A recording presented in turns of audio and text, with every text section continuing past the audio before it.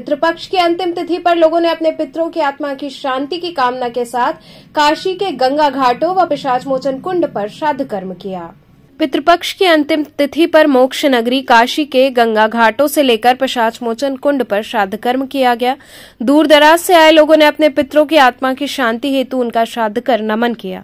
वहीं पंडित नीरज कुमार पांडे ने बताया कि पिशाच मोचन कुंड की बहुत महत्ता है। जिन लोगों ने पितृपक्ष के इस 15 दिन के पखवाड़े में अपने पितरों को जल अर्पित नहीं किया व मात्र पितृ विसर्जन के दिन आकर यहाँ श्राद्ध कर्म करे तो उन्हें पितृदोष, ब्रह्मदोष इत्यादि से मुक्ति मिलती है। उन्होंने बताया कि यहाँ त्रिपिंडी श्राद्ध करने का विशेष महत्व है। इसे करने से प्रेत योनि में गए पितरों को इससे छुटकारा मिलता है।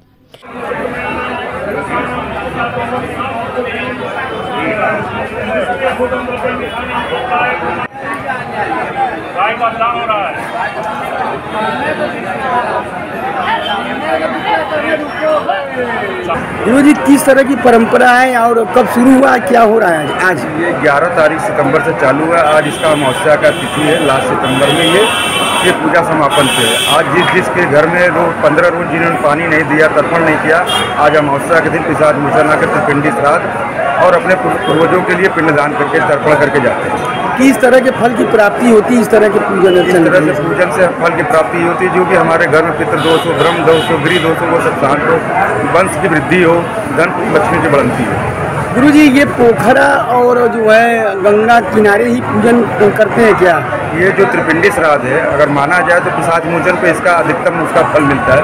और ऐसे कहीं सरोवर किनारे कर ले, गंगा जी किनारे कर ले, पीपल के वृक्ष पे कर लिए, पिंडदान तो कहीं भी कर सकते हैं, लेकिन त्रिपिंडी श्राद्ध पिशाच मोचन पे ही करना चाहिए। तो इससे पितरों को किस तरह के वो पिशाच मोचन पे अगर त्रिपिंडी श्राद्ध करने से जो भी हमारे पूर्वज प्रेत योनि में गए हुए हैं, पितृ बने हैं, अकाल मृत्यु मरे हैं, उनकी मुक्ति यहाँ हो जाती है। गुरु जी, किस तरह से पूजन संपन्न होता है?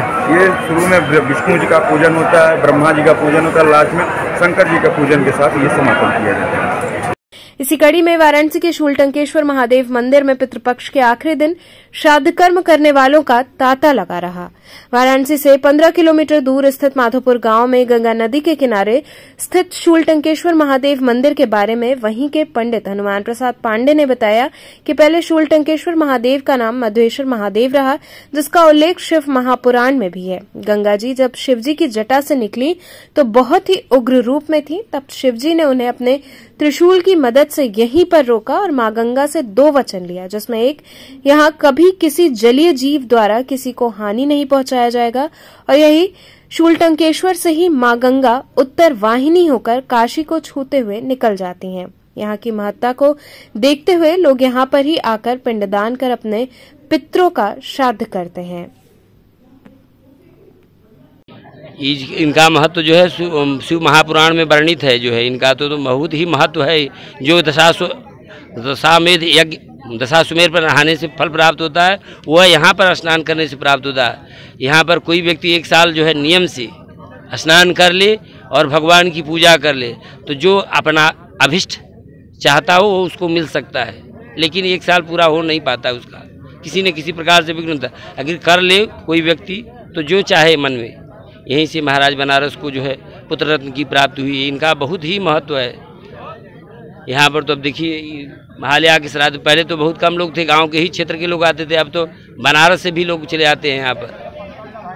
पहले यहाँ पे क्या ऐसी भीड़ होती थी?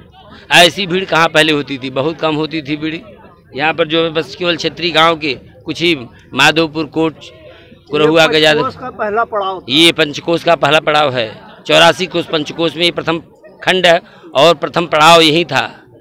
यहीं से संकल्प होता था, यहीं से जो है इलाहाबाद से होते हुए जो 84 कोष पंचकोश में इसका वर्णन है। प्रथम ये शूलटंकेश्वर महादेव कष्ट के निवारण करने वाले शूलटंकेश्वर महादेव हैं। ये काशी का पहला स्थान है। यहाँ पर जो है कि माधेश्वर ऋषि तप किए हैं, उन्हीं के नाम से माधोपुर गांव पड़ा है। और गंगा माँ जब वेग में चली हैं काशी को बहा देती, लेकिन शूलटंकेश्वर महादेव ने रोक दिए हैं गंगा माँ को।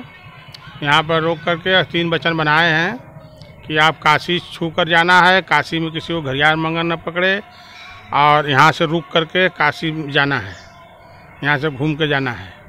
यहाँ से उत्तर वाहिनी हो गई। यहाँ तो गई हैं, सीधे पूर्व गई हैं, उसके बाद उत्तर वाहिनी बाद में हुई है। और ये शिव जी का नगरी जो है कि ये आनंद वन है। यहाँ पहले देवता लोग आनंद लेते थे। आज आप लोग देवता हैं, जितने लोग आते हैं वही लोग देवता हम समझते हैं, क्योंकि देवता दिखाई नहीं दे रहे हैं, उतना शक्ति हम लोग के पास है नहीं।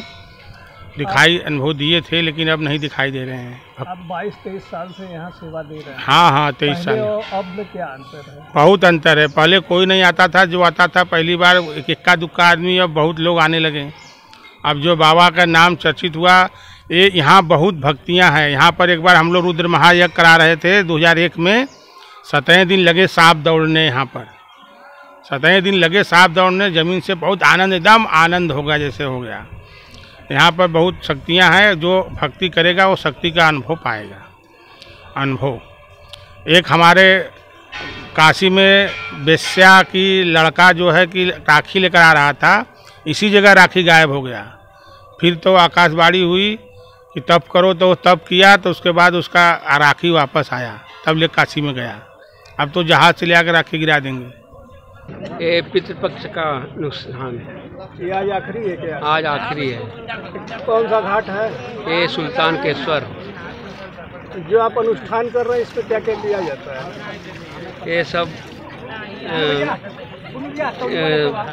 आटा है, तिल है, घी है, आटा जौ का है, और तिल्ली है, और ये शहद है, मिष्ठान है, फूल है, माला है, और नारा है, रोरी है, ये पूरा यही सब है। किसके निमित्त कर रहे हैं? पिताजी के निमित्त, आजाद जी के निमित्त, सभी अपने पितरों के निमित्त।